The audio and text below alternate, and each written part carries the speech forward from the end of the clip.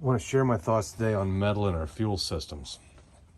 What we do have in our fuel systems naturally: rubber, plastic, aluminum, steel, more plastic. What we don't have notably is brass.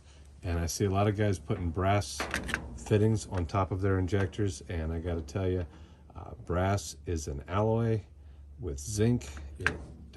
Diesel fuel is reactive with it, and it will eventually, especially biodiesel, will leave your brass just a brittle shell that you can crush with your fingers. So I don't use brass in my fuel system. When I couldn't find the plastic ones, I bought steel. It's not stainless steel because it is magnetic. Steel ones. Trouble with the steel ones is the O-rings.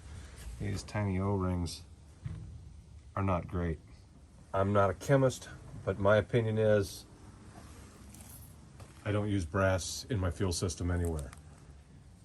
But it's a better option than putting in a used one. Right here I can see why this one was taken out. We can see the damage on that O-ring right there.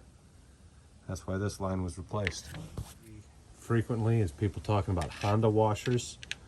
This is an OEM washer, this is a Honda washer, and this is a cheap, I don't know where I got that even. But yes, the Honda washers are thicker than the original, but they're both copper, and copper is an element. It does not come in various hardnesses and softnesses, unless they annealed it, which I did not find anything in my research about annealing process of injector seals. Don't recommend the flats or the Hondas. I recommend the OEM copper seals, and I believe we can get those several places, including Millie Mile Sprinter. So a little bit more on the copper seals and their thickness. The Honda seals will compensate if you've used a seat cutter, cut some aluminum off the seat down inside the engine. But you don't really need to do that, because this is as far as our injectors go in anyhow. In the shiny tip of our injectors, there are 7 little holes. And if you look over at the cylinder head, this one I've scuffed it up just a little bit. One above it I haven't touched yet. But if we look close, we can see 7 little lines.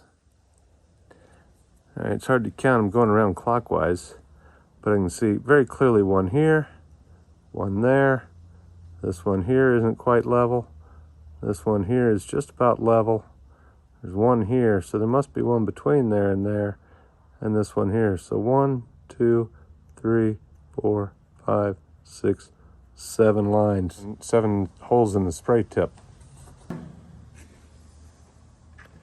We put a regular size seal. This is a used one even, it's already been crushed.